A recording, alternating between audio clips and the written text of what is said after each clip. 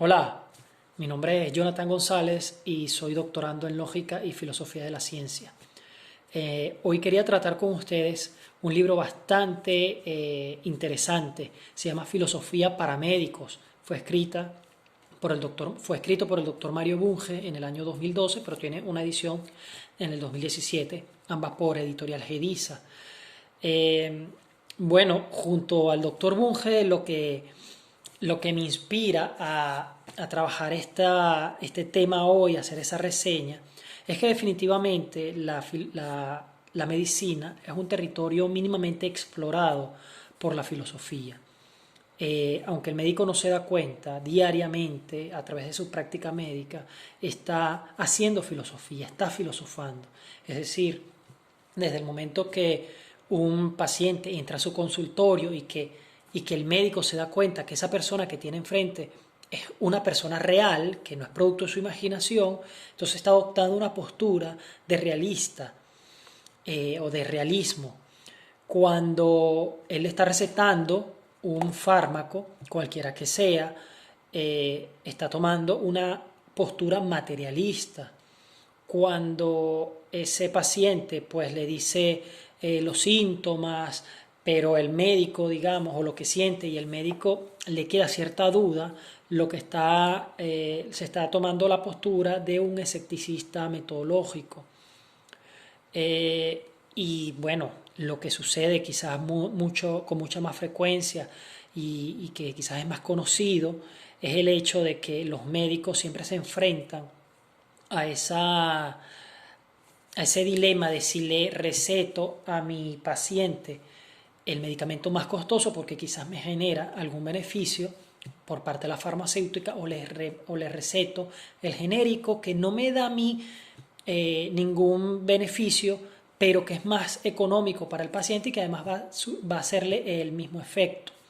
Entonces ese dilema ético que él se plantea también es algo filosófico, o sea, él hace filosofía cuando está atendiendo al paciente, también cuando está haciendo investigación, pero en este caso, digamos, yo quería decirlo desde la forma eh, más, más normal de lo que es la práctica médica. Entonces yo tengo este video es una forma de yo transmitirle un poco a todos esos amigos médicos que están en la rama de la medicina, que siempre me han dicho que están muy interesados en la filosofía, de que bueno, ellos están siendo constantemente abordados por la reflexión filosófica. Y en segundo lugar, pues también es una motivación para mí, porque quienes me conocen saben que soy un estudiante aficionado de la medicina, que tengo un interés especial por esta disciplina.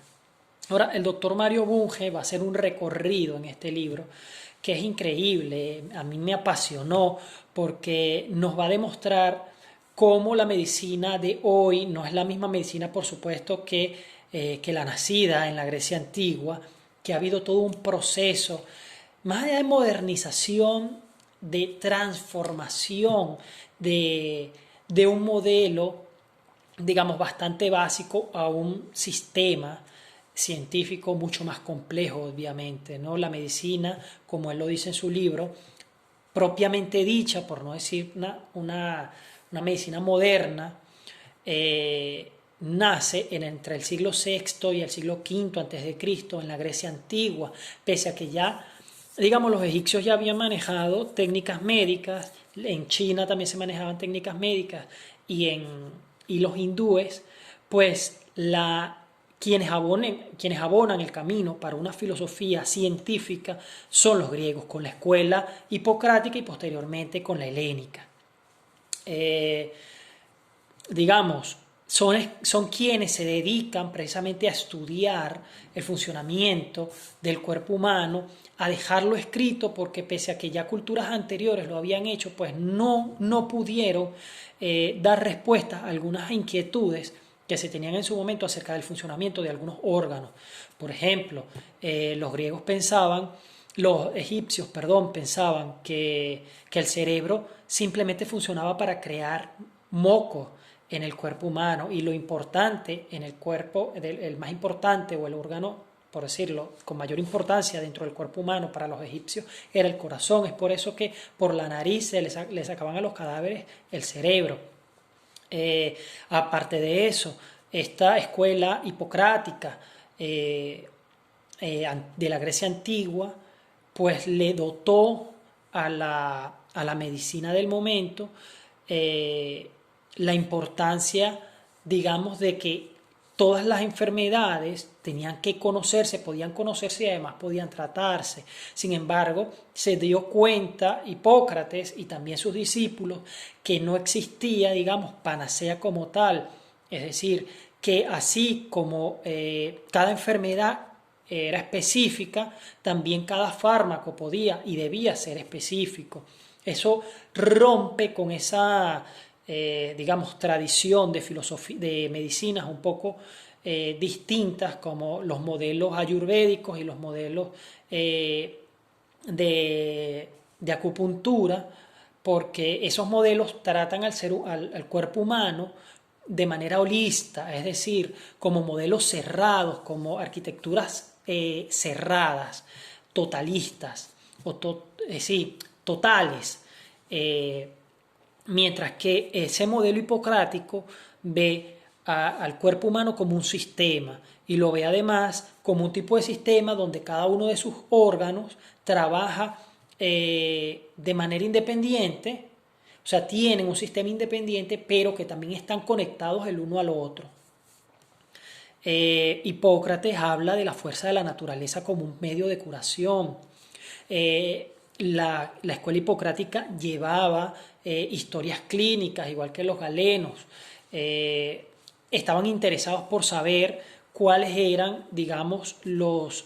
medicamentos específicos para ciertas enfermedades, pese a que obviamente la teoría de los humores de Hipócrates o de esa medicina antigua no fue exacta, pues ya se tenía, digamos, un tipo de método con el cual concurrir en el momento de alguna enfermedad. Eso diferencia, por ejemplo, el hecho de que la medicina ayurvédica y la medicina china, como dije anteriormente, ven al paciente como una totalidad y piensan que se puede, por ejemplo, esa medicina china, que la manera de curar el cuerpo era balancear el ki, porque había entonces un desbalance entre el yin y el yang, es decir, había un paradigma un poco más espiritualista, mientras que en la filosofía ayurvédica y en la filosofía, perdón, en la medicina ayurvédica y en la medicina hipocrática, pues había un poco más de materialismo o naturismo, mejor dicho, más que materialismo, en el momento de revisar una enfermedad, ¿no? A partir de la escuela hipocrática se rompe con esa forma de curanderismo que remitía a lo mágico, a lo mítico, a lo religioso, ya empieza a haber, y por eso se dice un abono de la medicina propiamente dicha, porque para Bunge las medicinas tradicionales, es decir, las ayurvédicas y la acupuntura china, no son medicinas alternativas, miren qué bonito esto, son alternativas a la medicina, que en su momento surtieron, mejor dicho, algún efecto exitoso en algunos casos, pero era porque había un efecto placebo, más que realmente un tipo de cura, digamos, dada a la experimentación científica, obviamente, ¿no? Que la escuela hipocrática también tuvo,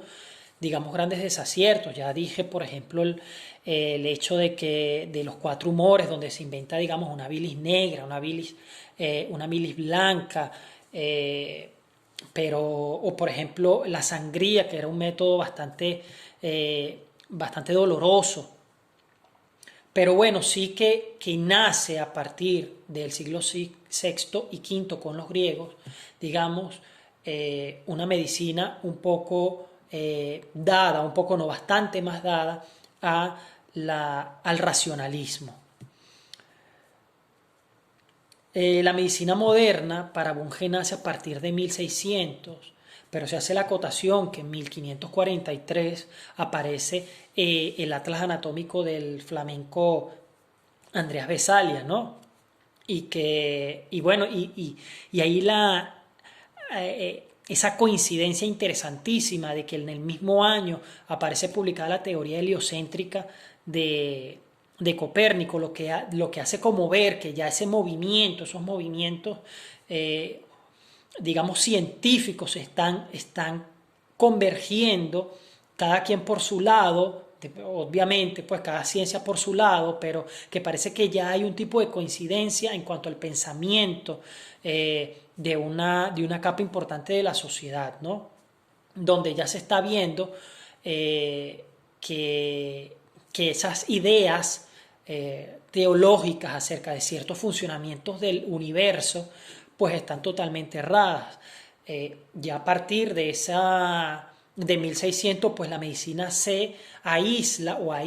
rechaza cualquier tipo de idea teológico, escolástica, acerca de cómo curar los males, porque recordemos que en el medioevo, con la aparición, por ejemplo, la peste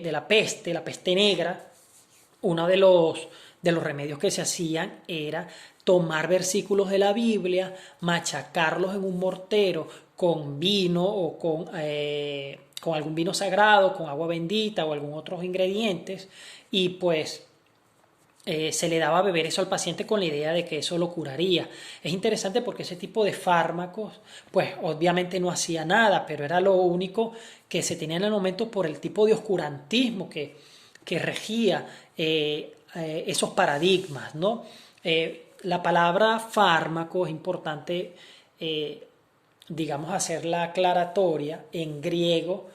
significa tanto veneno como remedio. Entonces depende de quién lo utilice y cómo se administre, pues puede curar o puede matar, que esa es la dualidad que tiene lo natural.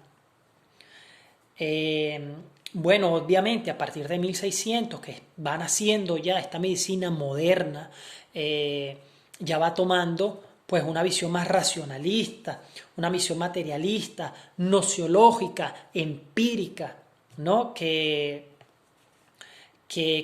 va a dotar, digamos, a la medicina de una concepción un poco más amplia, una visión, una cosmovisión acerca del ser humano y de las enfermedades como tal. Entonces, la medicina moderna como tal está entrecruzada con sistemas biológicos, está cruzada, a partir de ese momento se toma la idea de que la atraviesan sistemas biológicos, que la atraviesan sistemas epistémicos y además sistemas sociales, que es bien importante, ¿no? Porque la medicina pasa, dice Bunge, de ser, y ya, bueno, eso va tomando, a la medida de los años se va concretando, pasa de ser unidisciplinaria a multidisciplinaria. Entonces ya hoy es un conglomerado de sistemas de disciplinas. Ya a partir de 1600, 1800, la medicina adoptó un sistema mucho más, un sistema filosófico, digamos, de sistemicismo, un sistema filosófico, un tipo de filosofía sistémica, insisto, donde se ve al ser humano como un sistema, no de partes, no como el holismo, que digamos es algo cerrado, donde cada parte, digamos, cumple una función, pero es aislado al final, o sea, donde no hay subsistemas como tal. Bunge en el capítulo 3 analiza un poco lo que es el tema de las enfermedades. Es interesante porque él ahí critica mucho lo que es el constructivismo, este tipo de ideología que nace en la medicina y que precisamente pues lo que implica o lo que da a entender es que las enfermedades son producto de construcciones sociales. Por ejemplo, ese tipo de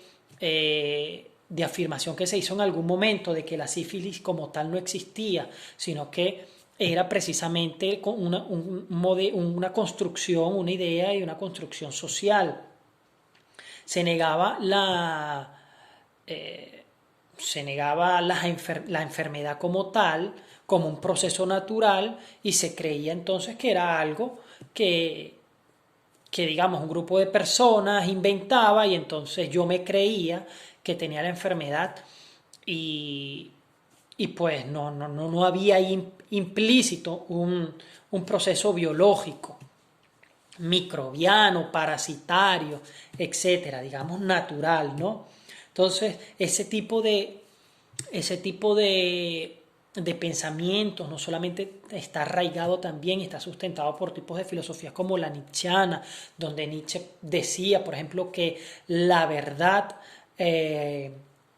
la mentira más profunda, pero fíjense que murió de sífilis. O por ejemplo Foucault, que también pensaba que las enfermedades psiquiátricas eran más bien un tipo de construcciones sociales, pero al final muere de sida realmente. Entonces, ahí, a partir de ese momento, o bueno, desde 1800 empiezan a haber, incluso antes, movimientos como los que tenemos hoy, en los cuales son movimientos antiilustrados, donde se entiende la medicina de una manera errónea, donde la medicina, digamos, pareciera ser más bien una enemiga del avance científico. En ese momento, pues, o en ese paradigma, digamos, constructivista,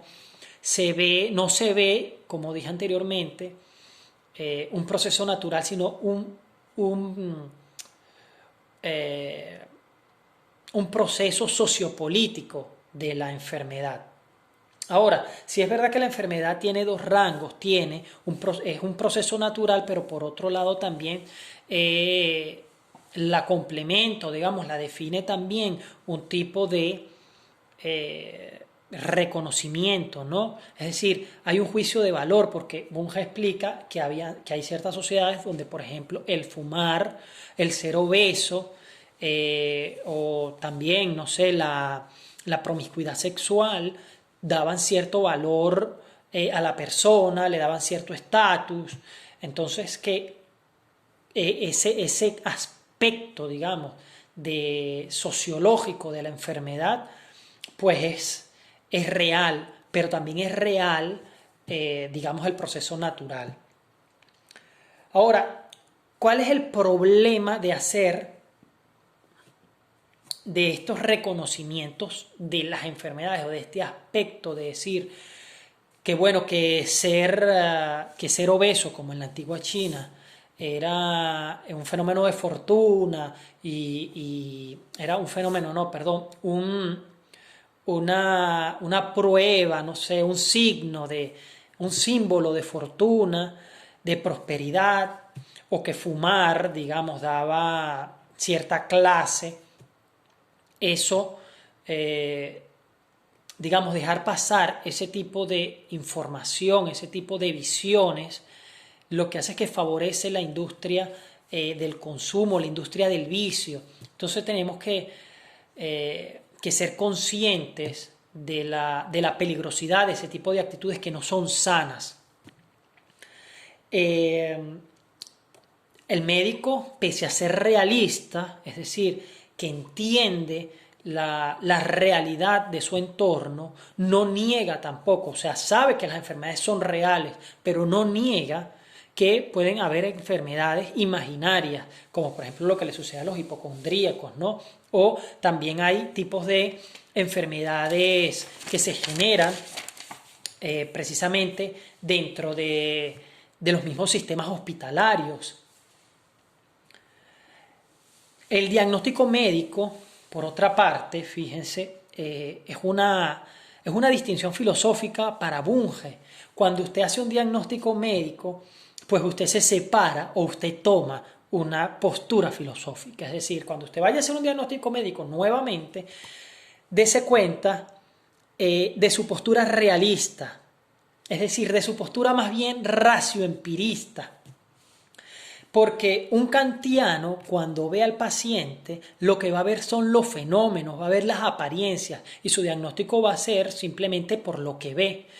Un hermenéutico, cuando ve al paciente, lo que va a diagnosticar es la primera impresión que él tiene de ese paciente, porque para los hermenéuticos lo que importa son los símbolos.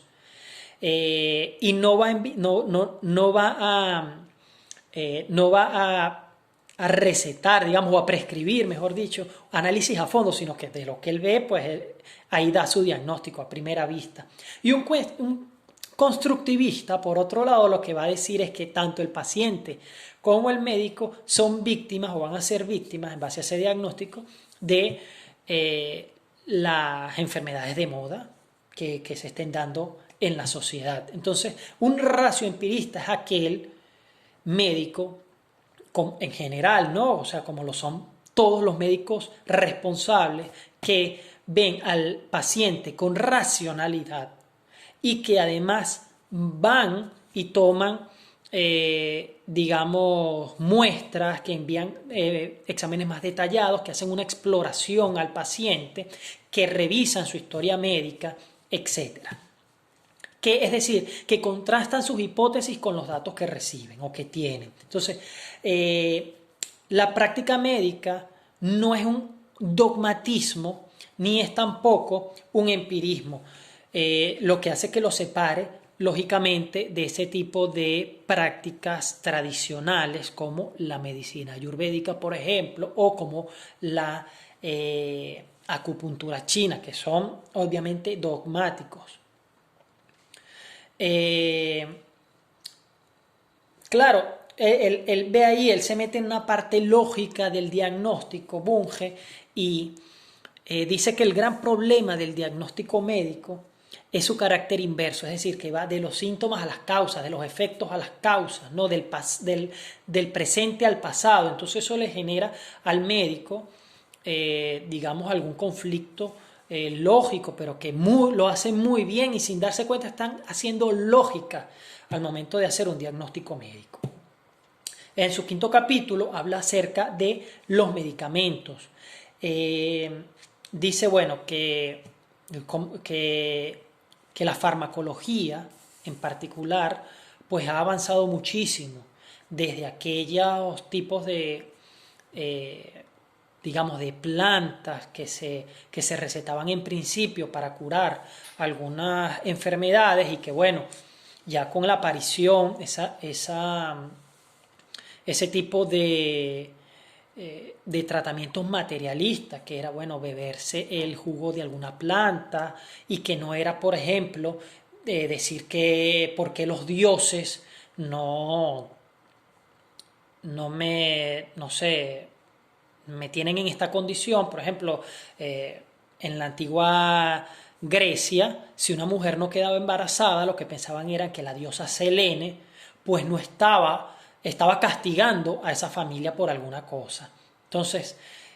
cuando se empieza a utilizar algún tipo de fármaco, lo que se toma es una postura materialista, obviamente, y que se dan cuenta que empieza a dar resultados en pro a la enfermedad que se está tratando. Pero en aquel momento no se conocían los agentes activos. Hoy día, gracias a la técnica y gracias a la experimentación científica y a los avances biomédicos, nos damos cuenta de cuáles son los agentes activos que nos ayudan a tratar las enfermedades. Porque, por ejemplo, en la medicina ayurvédica hay materiales,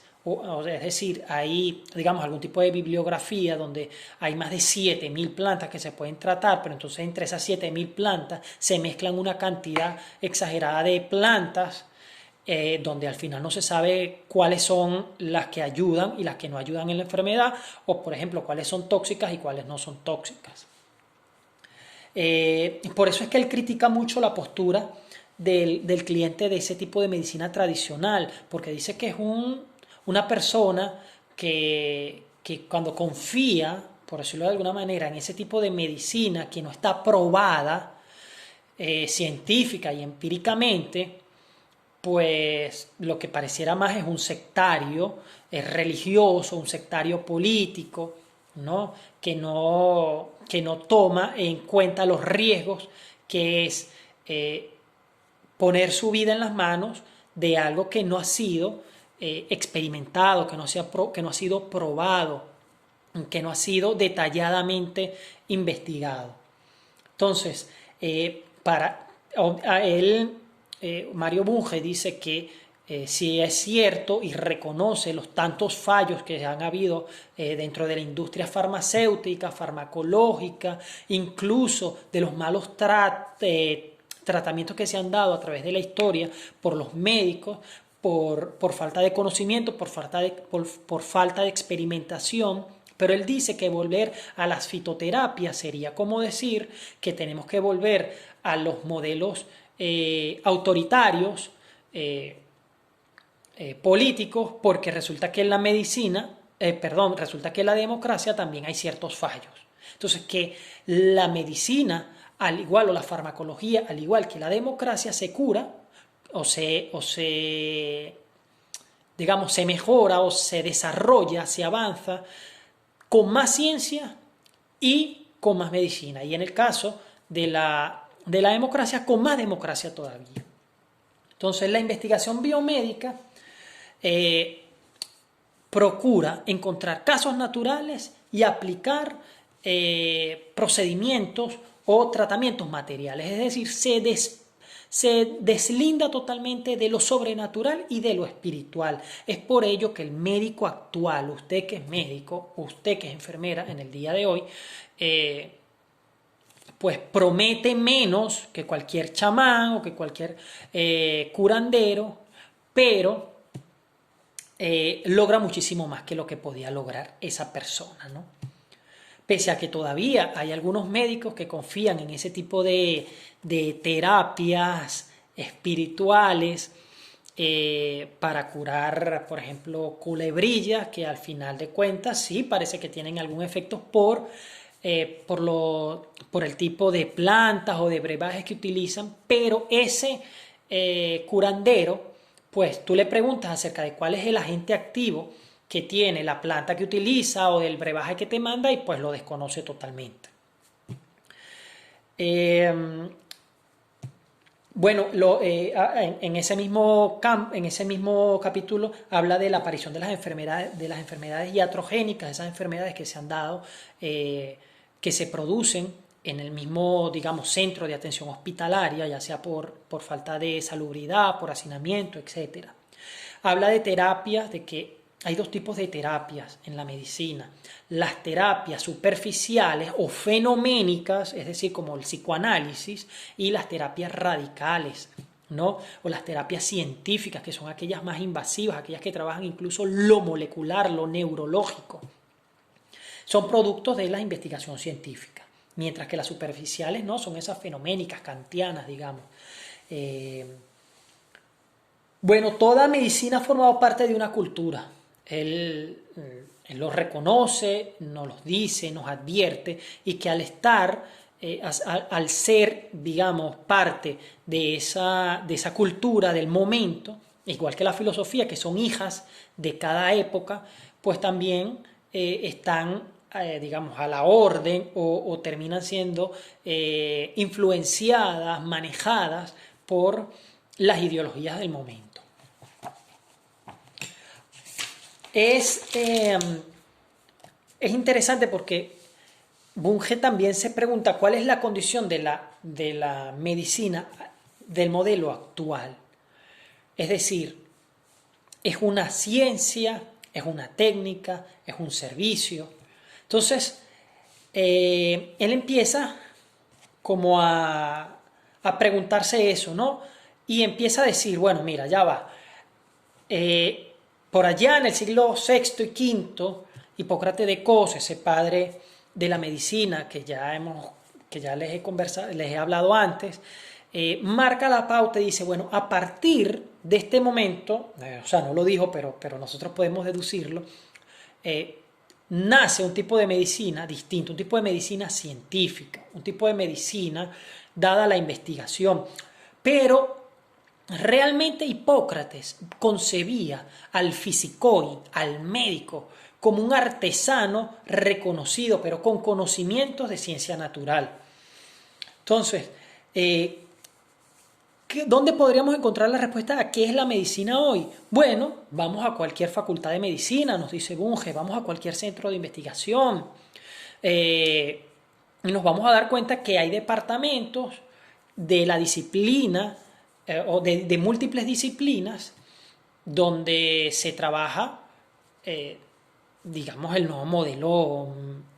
de la medicina, es decir, ya hoy en la medicina influyen las ciencias básicas, influyen las ciencias aplicadas, influye la tecnología y por supuesto incluso todo eso se administra a través de un tipo de artesanía, ya sea la de alto fuste, como por ejemplo la que hacen los médicos, o un tipo de artesanía como la que hace la enfermería. Ahora, la tecnología como tal que nosotros vemos en esos centros de investigación, para Bunge dice que es un error llamarlo tecnología médica, porque la tecnología pues es un tipo de disciplina que lo que hace es que diseña, mejora sistemas artificiales o naturales, ¿no? Entonces, con la creación de artefactos. Entonces, esos artefactos que están ahí no no se van a manejar solos o se van a manejar mal si están, digamos, administrados, manejados por un tipo de técnico en vez de por un tipo de técnico que además no esté bajo la supervisión y conducido, obviamente, por un investigador con un conocimiento altamente amplio acerca del tipo de investigaciones que se debe hacer. Entonces, ya nosotros vemos ahí un tipo de modelo médico en el cual confluyen las ciencias básicas que cuando se aplican a la ingeniería, cuando se aplica a la medicina, cuando se aplica incluso a la política, forma un tipo de ciencia aplicada, pero en este caso obviamente estamos hablando pues de medicina, que cuando genera artefactos produce tecnología que va a ser luego administrada, conducida, proporcionada por una artesanía. Ahora, el médico de hoy, dice Bunge, es más parecido a un científico que al médico de hace un siglo. Porque el médico de hace un siglo no iba a conferencias, no iba, digamos, no hacía tanta experimentación. El médico anterior simplemente leía lo que él dice, la semana médica, y bueno, y se mantenía el día, pero ya hoy con tantos avances técnicos, tecnológicos,